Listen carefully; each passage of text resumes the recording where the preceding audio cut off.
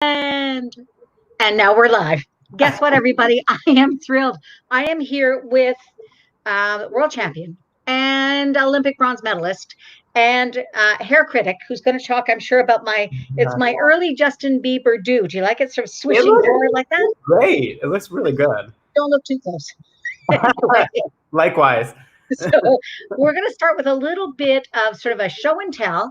I'm so excited that you're talking to me. This is just wonderful news. I mean, really, people have just been going crazy on the internet. We already had a hello from YouTube. I'm just going to show it to you. Hello. So that's because we're on YouTube Live as well as Facebook Live. I'm doing a series of skating interviews, hoping to sort of hit Tuesdays and Thursdays. This week it's Tuesday and Friday. Friday is going to be Molly Lanahan and Dmitry Razgulaevs. And then next week on Tuesday, fellow world champion and Olympic medalist Caitlin Osmond. And then on Thursday, it's going to be Nam Nguyen. It's a packed week. And then more to come. Norlin McDonald says, nice to see you. Hi, Norlin. And then also Diana says hello. Anyway, we've been having a whole lot of fun with these just chats. They've just been fun to be doing, and people get a chance to sort of talk to you, and they get a chance to sort of find out some more. I want to go way back. Way back. Right. I want you to explain yourself here. Your mother sent me this picture.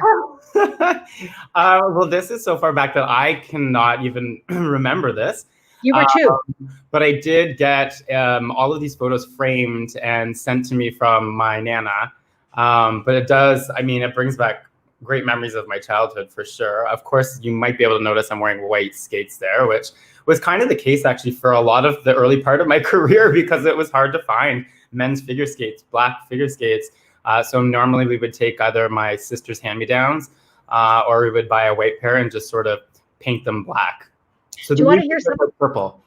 So I'll tell you something funny. When I was a kid, there was my excellent pair partner, Clifford Jansen. He was also my dance partner.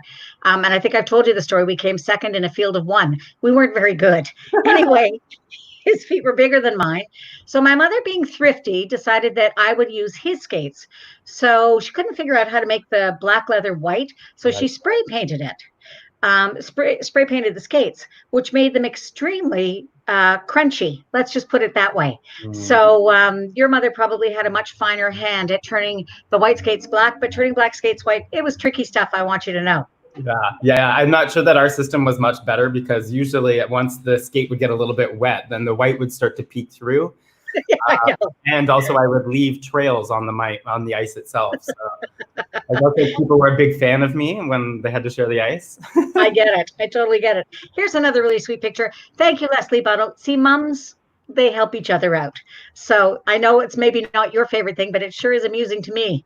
Oh my gosh. Yeah. So this was always a tradition. We would come down and visit my grandparents who lived in Mississauga. So we would usually make the trek into either the city to Nathan Phillips or to we would go to also the city hall in Mississauga where they had another rink there as well. So we did quite a bit of outdoor skating during the wintertime. That was you and your mom, by the way. It was. Your mom was helping you, and you had advanced from the 2.5 on the ice. I mean, flat out on the ice to now standing up. Congratulations, little Jeffrey Buttle. Huge strides during that couple of years. Now, I want to talk about sort of the next phase. People don't know this about you, but you are a champion ice dancer. I'm just saying. Oh, yes. Yeah. A champion is maybe overstating it a bit because we had a tendency of always coming last. We would always get the cute reaction. We would go out, my sister, of course, being taller than I am there, and was throughout pretty much all of our dance career. And we would get out on the ice for the competition, and the judges' podium went, oh, so cute, and then last place. But at least you weren't like me. They said, oh, so cute, lower than last place. I'm just saying, you have to go a long way to beat me on that. If people want to make sure that they can get a hold of you on social media, let's just put that up while we start to take a couple of comments. So you obviously, like the rest of us, are staying at home, trying to deal with this whole COVID-19 crisis. Tell me what your daily routine is like. Oh boy, it's not remarkable, I'll tell you that. But luckily, I have my dog with me, Cooper, and it's sort of been my I guess, my coping mechanism, my ability to stay sane, is that I take him outside and we just get some fresh air and walking around. I think he's probably the one that's being affected the most by this, because I'm sure he's wondering what the heck I'm doing home in the middle of the day every day. But he's definitely enjoying the one-on-one time with me, and you'll probably hear him at some point during this because he has a tendency to bark when he can hear other voices on the other side of the laptop. So, but yeah, basically getting up in the morning, having my coffee, watching, trying to find some news online because I don't have cable. It's been hard watching the news, I will admit, because there's not a whole lot of good news out there right now. But it's really just being vigilant about social distancing, and I've been able to sort of clear out a room, and I've been doing some Zoom classes, which is a totally new thing for me. But I've been enjoying them. I've been getting as much of a workout, if not more, than the kids that I'm working with. And my neighbors below me haven't complained, which is good. Fingers crossed. Yes, I'm trying to be as delicate as possible on all of my landings so that I'm not coming down like an elephant above.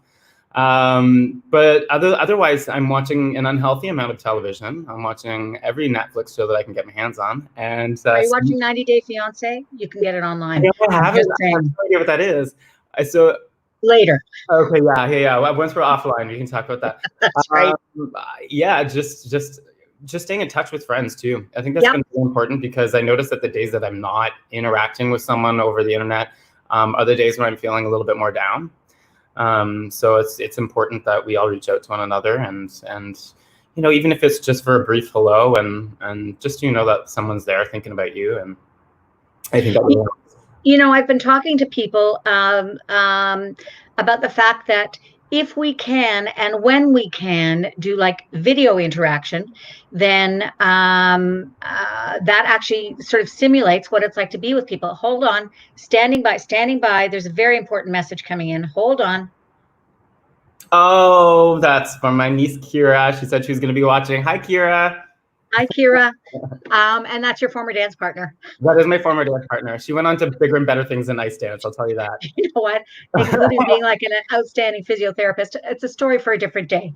Listen, my friend, do you know, and if you don't, Ryan Stevens, legendary blogger, and he wants to know, what is your favorite program that you've performed in Stars and Ice over the years?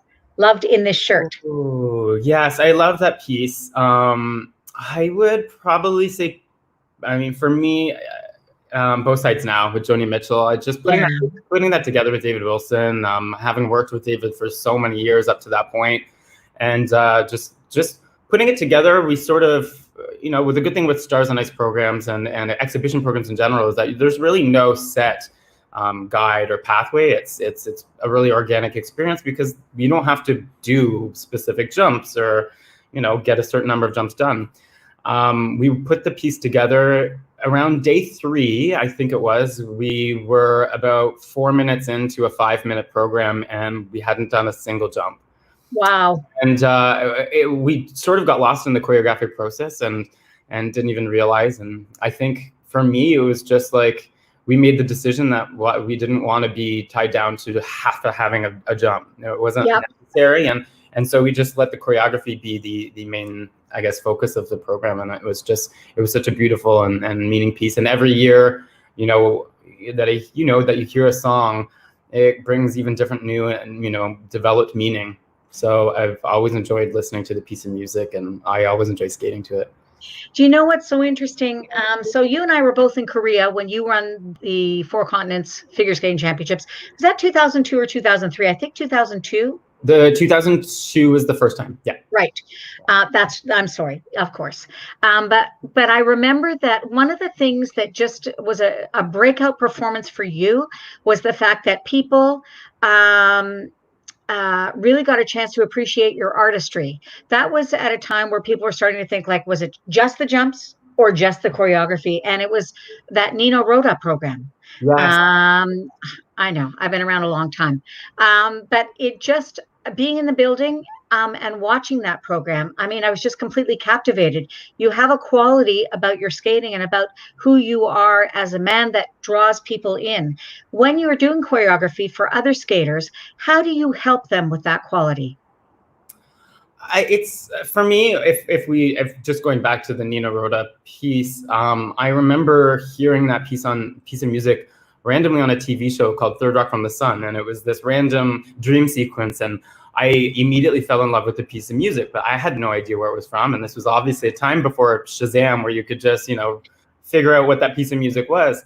I searched online, and to no avail. I could not find it, and it was like that piece of music that I was searching for over 2 years, trying to figure out what it was.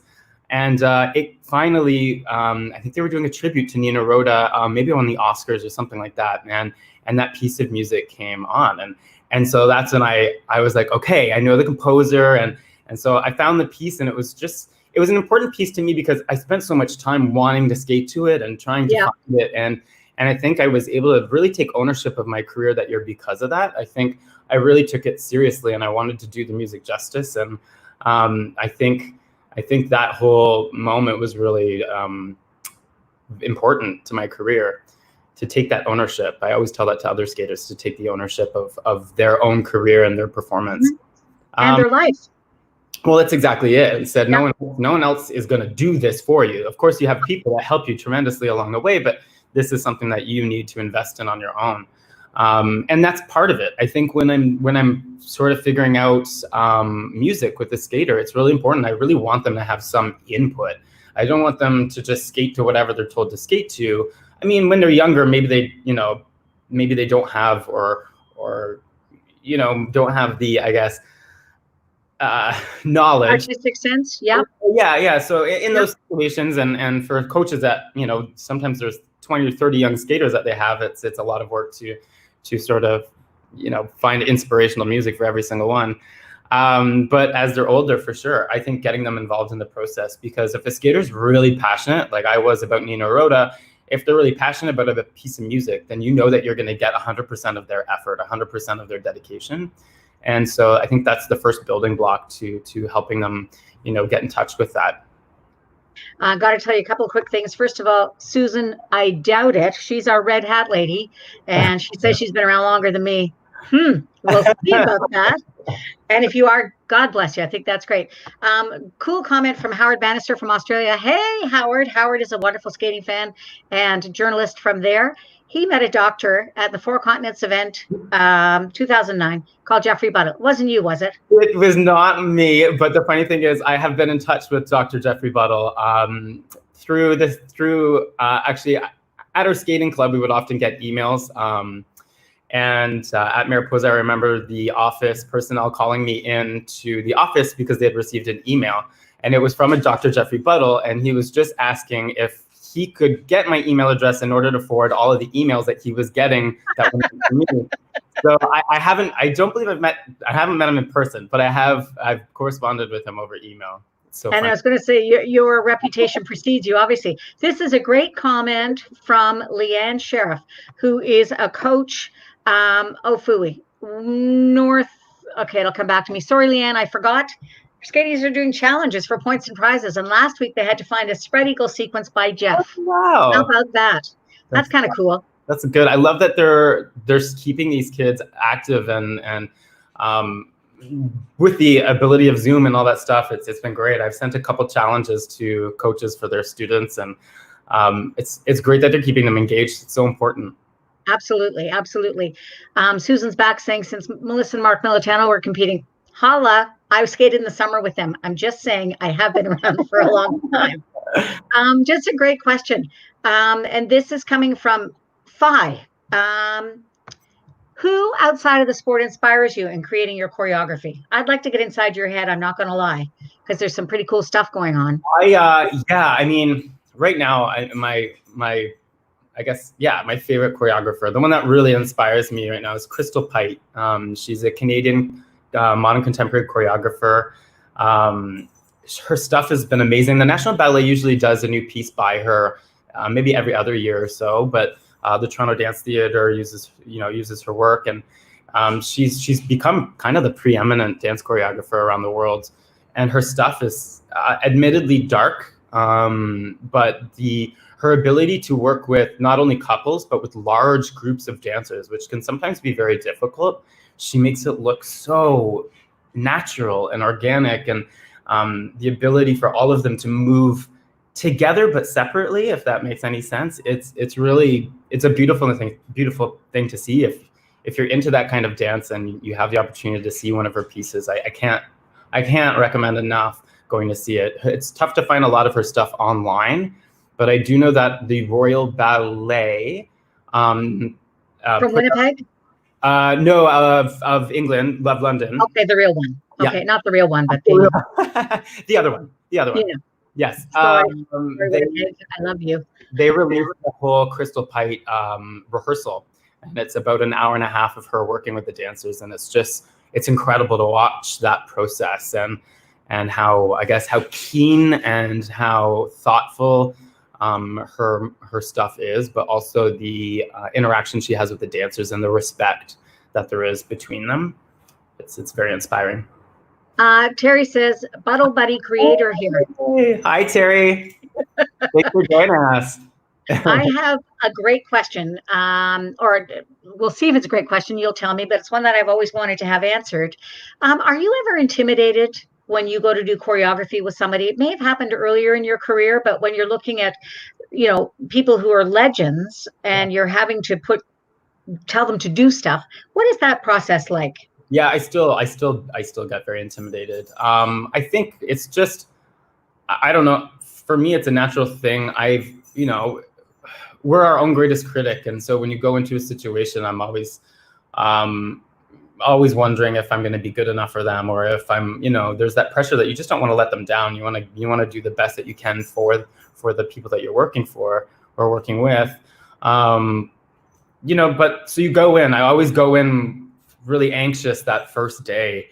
And once you're out there and you're working on the ice and you get into a groove, obviously that starts to dissipate. But I would love to not have to feel that, but I think it's just part of who I am. And I think it's also something that's always made me work harder as an athlete, not feeling maybe that I'm quite good enough or maybe feeling like I have something to prove.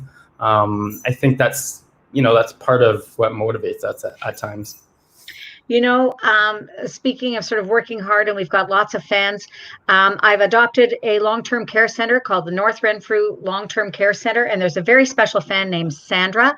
If you could just wave, because she is watching all of these all of the time. So, hi, Sandra. I hope you're well and staying safe.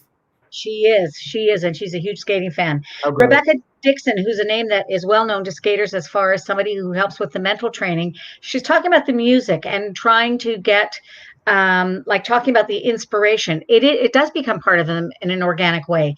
Have you ever been in a situation where either for yourself or for, a client, a choreography client, you've had this sensational idea, you've put it on the ice, you've started to work towards it, and it's just not working? Have you ever had that happen? It does happen. I mean, because everyone has different tastes, and maybe what would inspire me or what I would think would work for me, when you take it on the ice with someone else, they have different sensibilities and they move differently than you do. And, so sometimes, you'll go to the rink with a few options, obviously with your preferred choice. And it just maybe doesn't work out, and you can see whether or not the skater is also as inspired as you are by the music. And sometimes when it doesn't work, it doesn't work, and sort of that process is involved throughout the choreographic time together. It's sometimes what would work maybe physically for me doesn't work for somebody else, and so a lot of it is a bit of trial and error and happy accidents too. Sometimes the skater will do something when they're playing with me and just doing what they think. And sometimes you'll find something, you'll point and be like, that, I really like that. That's great. That'll work. So it's a very give and take and, experimental process. Here's a question from YouTube. What's the most difficult part or step in choreography? Ooh. Thanks, Monbriella. I think, what is difficult is sometimes, achieving a real sense of a storyline or a sense of theme while having to include all of the technical elements. I think for me in particular, I mean, of course, there's a lot of jumps in a short amount of time, but sometimes it's the spins. Sometimes if the athlete is not best spinner, a level 4 spin can sometimes take upwards or more than 20 seconds, which when you think about it, 3 spins in a program and you've already lost a minute of actual skating time. So it really does make it a little bit trickier. And I've often will ask a skater if maybe it wouldn't be worth more for them to just go for a lower level on a spin and maybe just up the GOE and then that just allows for also more time for choreography and so I think they actually benefit themselves from that, but it's obviously a touchy subject sometimes. Well, and you have to be so careful. Paul Labatt, another amazing skating fan that we all know. So let's talk a little bit about tricky performances. He's talking about worlds where you had a tricky time with jumps, taking a vacation during your free program. That's terrible. How do you recover from a dark space? I mean, the Canadian Championships, before you won the world title, you lost the Canadian title. So how do you bring yourself back from difficulty? I mean, yeah, I react differently based on where I am in my life and my level of maturity. I remember Worlds in 2003. I had a pretty dismal long program as well. And I remember getting back to the hotel and just going immediately to the gym and running for like an hour and a half, just like you have that anger and that aggression. And for me, that was just the best way to just release it. And I did that. Of course, I'm not going to lie. I probably went and had a few beverages, of course, following that. For me, it's sometimes those moments you can allow them to sort of take over, or you can sort of take a step back and reassess and wonder, well, what more can I be doing, and what differently can I do in order to get better? And for me, the 2004 Nationals, the one that you were talking about, for me, it was taking a step back and wondering if maybe I need to change the scenery and get some advice from another coach. And Lee Barkel, my coach at the time, and myself, we sat down. I had thrown out maybe going to Russia, and he recommended that maybe I go to California to work with Raphael. And so from these sort of bad skates can come opportunities that will make you better. And I believe that was a moment that was pretty pivotal in my career, was being able to share Lee and Raph really helped me. A great question from Nicole Maurer West. She believes that your artistry paved the way for other skaters. What was the biggest adjustment for you from skater to choreographer? Thanks for all the questions, by the way, everybody. You're coming up with great ones. Yeah, thanks, Nicole. That's a great question. For me, it was all instilled by David Wilson. I think he really he made the choreographic process so fulfilling, and I always looked forward to working with him in the spring on new programs. And we've of course developed such a great rapport, but he was really the one that inspired me to go into choreography, and he made me so passionate about it. So the transition from skater to choreographer was interesting. I think the biggest thing is going from a position of where you have to be very selfish.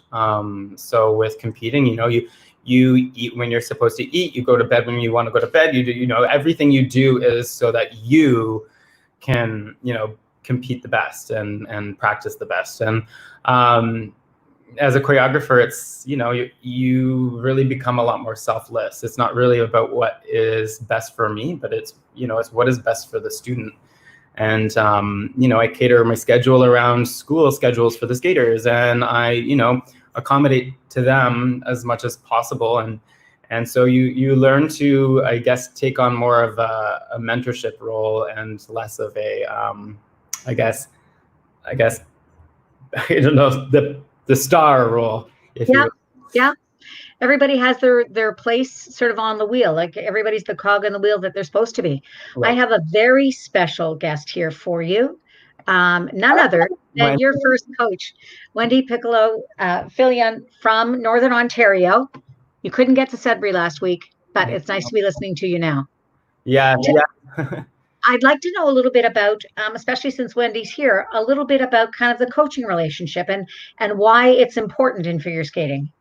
Oh, absolutely. I think I know for me, I've been very fortunate. I've had really wonderful coaches that have maintained relationships in my life still. I see Wendy at least once a year when I go up and work with her skaters in Sudbury. Unfortunately, with everything that's going on right now, obviously that wasn't an opportunity that I was able to have this spring, summertime. But I think a coach really is, someone that spends a great amount of time with, their students. And for me, I spent, the majority of my day with my coach versus my actual parents.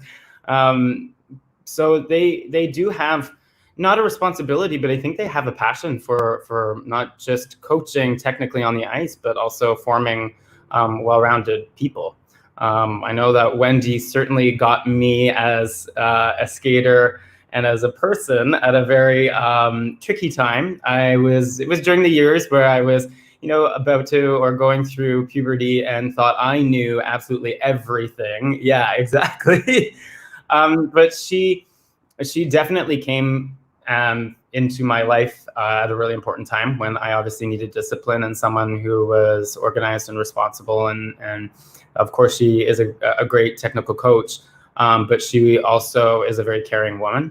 I think since then, she has stayed in my life, and she coached me during the ages of, I believe, 11, 12, 13 was when I was with her full time. And she continued to be a part of my career, and she was at the Olympics in 2006 to watch me and be there with my family. You know what's so cool about the 2006 Olympics? I'll let you know, and I'll let Wendy know. There were a couple of Canadians on the deck. I was one of them. Murray Anderson from Vancouver was another one.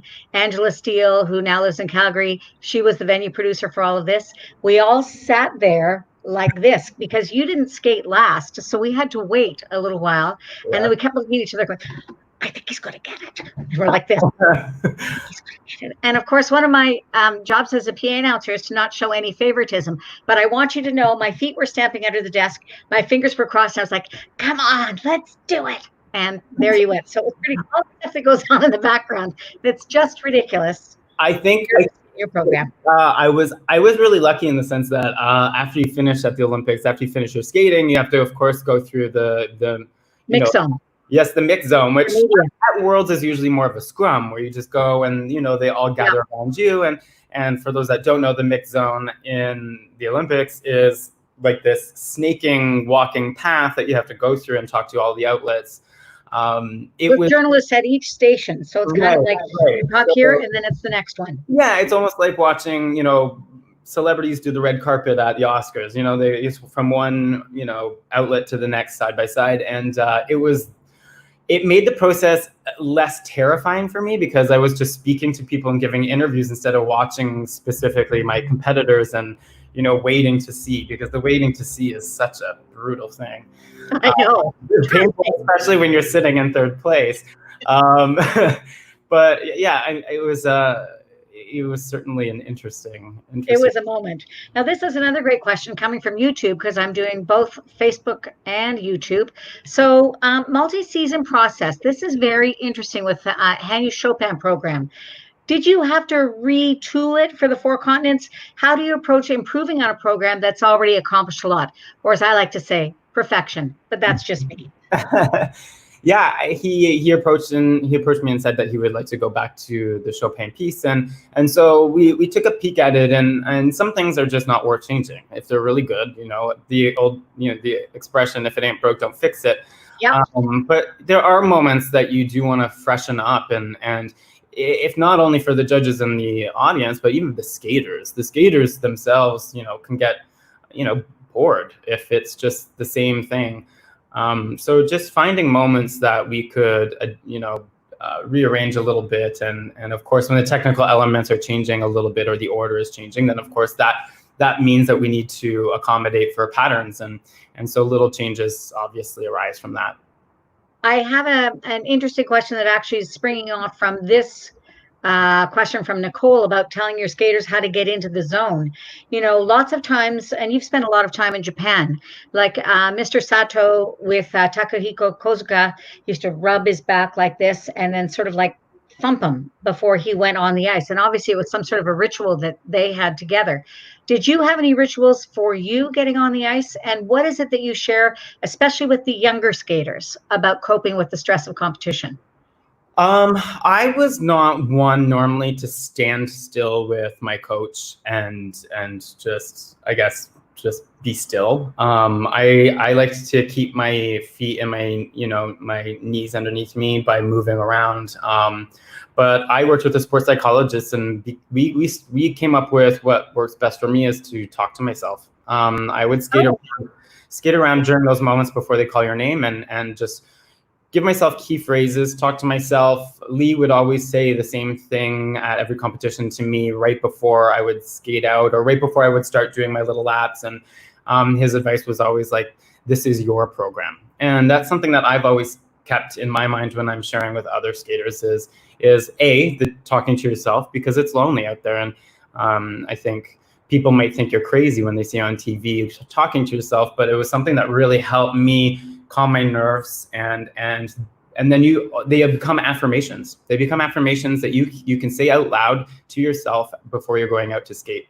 Yeah. What's an example of one of them, if you can think back? One of them for sure would be you're here in this moment. And for me, that was really important because I had, as a younger skater, as a junior skater, have these out-of-body experiences where I would go into a competition, and when I would miss an element, it was almost as though I was watching myself from above. It was almost like I was like relinquishing control of my own program. And so for me, it always felt like I was outside of the moment, that I wasn't a part of it. And so I would always tell myself that you're here, you're in this moment, and that sort of helped bring me back to the present and focus on that. We have a skater here, Beth, who's a Special Olympics figure skater. Do you have any advice for her? Beth, I'm assuming that you're competing and everybody's off the ice right now, so that's kind of tough. So what kind of advice do you have for Beth? I think, this is advice that I give every single skater. And it's advice that I've had to remind myself of throughout my career is why did you start? Why did you start skating? And for me, I started skating because it was fun. And I loved just the basic glide of being on the ice. And at the Olympics, when I was there, I had one practice in between the short and the long because I was just very stressed out. And I remember Peter Jensen, very noted sports psychologist that was there. He sort of helped me remind myself of why I enjoy skating. And for me, it was, again, having fun and gliding on the ice. And so I went on the ice to do a practice, and I didn't do any jumps. I just spent the time skating, just doing basic skating and gliding around the ice. And it really brought me back to just that core mantra. And I think we all need to remind ourselves of that every now and then. So Beth, that's great advice for Beth and for everybody else that's out there. Tell me about being in the Hall of Fame for Skate Canada. That's got to have been a very proud moment. What did that feel like? It was an incredible moment. I was kind of surprised when I got the phone call that I was being inducted into the Hall of Fame. I don't know. I guess there's these things, I guess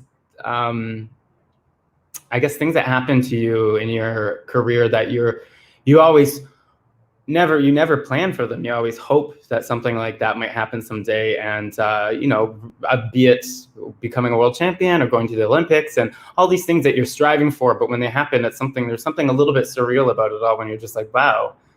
And for this was always something that I thought was reserved for like these legends, the Brian Orsters, the Kurt Brownings, the most amazing choreographers. And so it was,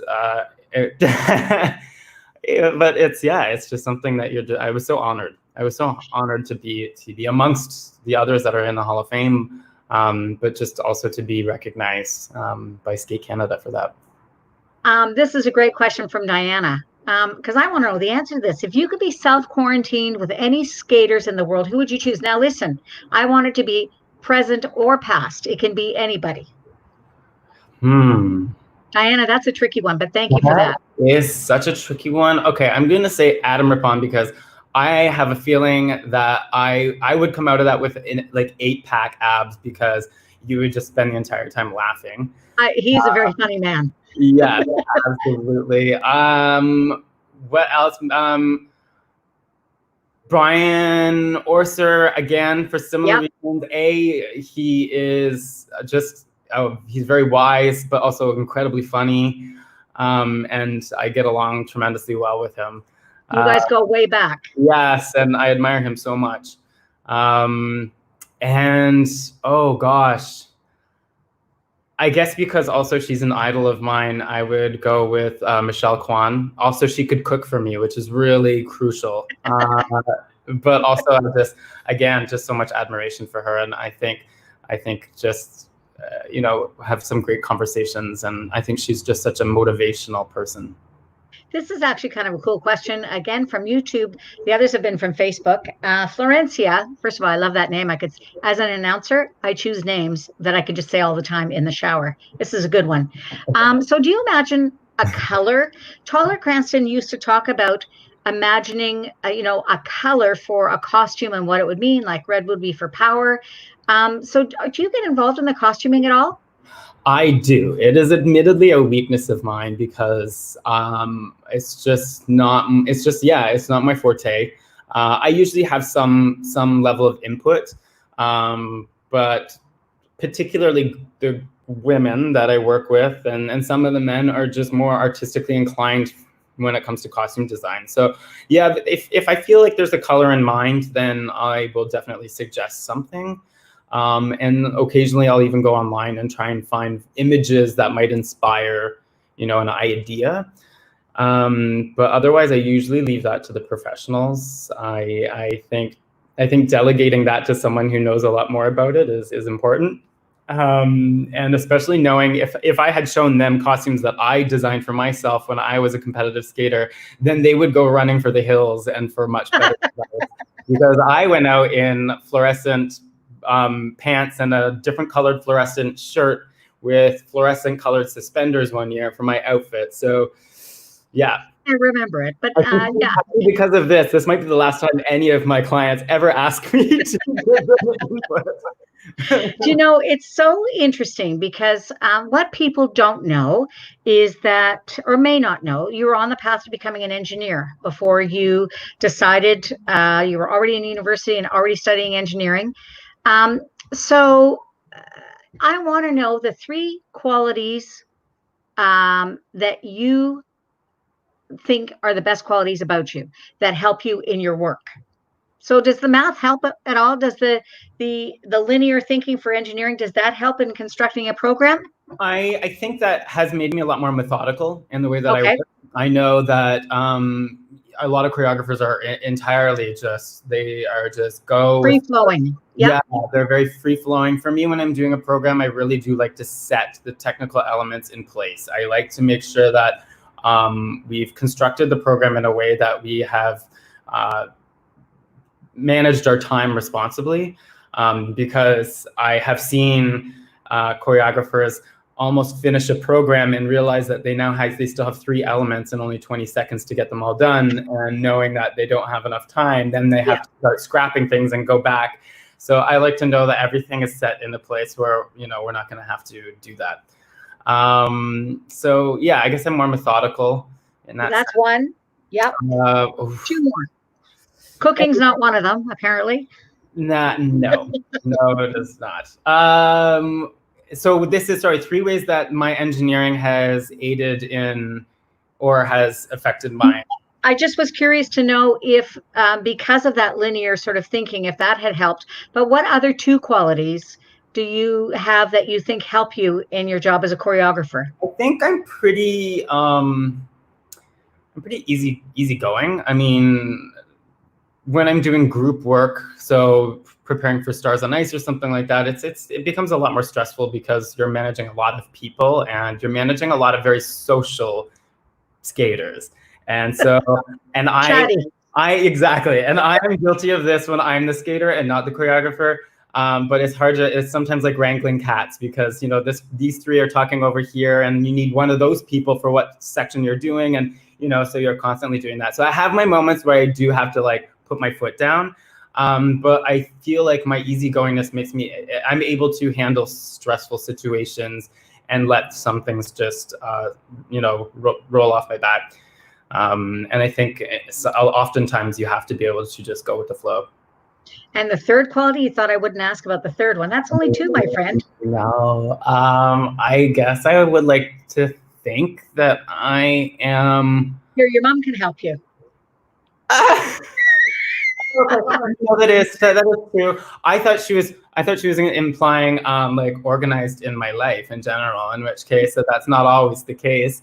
But yes, no, I am. I always come prepared to a choreographic endeavor with everything, well, as much as I can be prepared.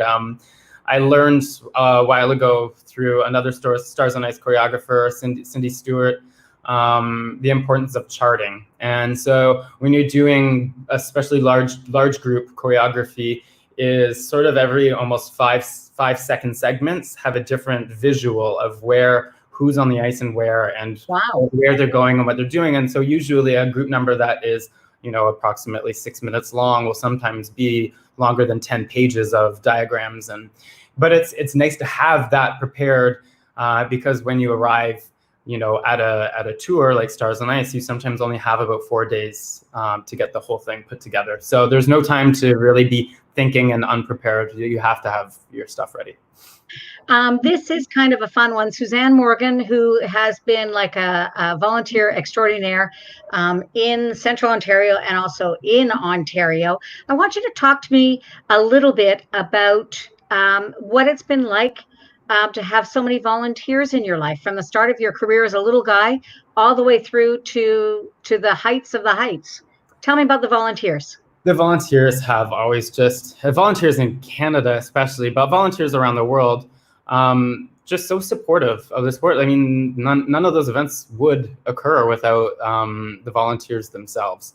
But what makes them so special, a lot of them, I shouldn't say all of them, are always there. Some of them, come in and volunteer their time, which is amazing, and you might not see them again. But there are so many of them that are tried and true, and they're so dedicated to coming back with each event and volunteering. So they actually become this familiar face that you see in one of the most stressful situations of your life. It's calming to see a face that before you step on the ice, and whether they're backstage or maybe they're opening the door to the ice before you step on. It's those people that are really what make those skating events happen. And my mom has become one of those dedicated volunteers. She has been throughout my entire skating career, but even now that I'm not even competing, I think she's just as, if not more, involved in volunteering at events. Do you know, it's interesting. People talk to me about, yes, they open the door to let the skaters on the ice, but then they slam it shut behind you and there is no escape. You have to go and do your program. There is that moment where the skaters go, why did I say I'd do this? Yep, that was my first nationals as a senior skater in Ottawa. I remember getting on the ice and getting to Lee before they announced my name and sort of grabbing a hold of the boards and not wanting to let go. Like, I had never skated in front of that many people in my life. And I just remember him just being like, hey, just, you go have fun. And I said, like, do I have to? And I just remember not even feeling my legs until I was maybe 1 or 2 jumps in. And then of course I was just able to, I don't know about relax, but at least, or have fun. Right. At least be in that moment and realize what I'm doing. Okay, so last question. As we're all going through this COVID thing together, you said for people to stay at home and that you're doing lots of walks with your dog and that you're just trying to get out and stay, in centered, I guess. Is there any one thing before we sign off that you could offer out as a piece of advice or a coping strategy that you have that other people can jump onto? It's funny. I heard this quote, and I'm not going to get it right. It's going to be, and it was, if there are 3 words in my life, if I could sum up life in 3 words, it would be, it goes on. And I thought it was such a simple but honest quote, and that is, this too shall pass. And it's really difficult and it's awful what's happening right now, but I also believe that we as humans have pulled together. We've taken, it's our personal responsibility to stay home, to make sure that this isn't being spread even further than it already has. We're all suffering, of course, but we're also all pulling together to make sure that those that are truly suffering aren't being harmed even more. I think this will pass, and we'll become stronger and affected in different ways because of it. But I think life will go on. Do you know what? Thank you so much for taking the time to talk to me. For all of the fans out there, thank you so much for joining us. This has been outstanding and my favorite thing I've done all week. Okay, it's only Tuesday, but it's still one of my favorite things. I'll take it, TJ. I'll take it. Thank you. Thank you so much for joining me, and we'll talk again soon. Bye, everybody. Bye, everyone.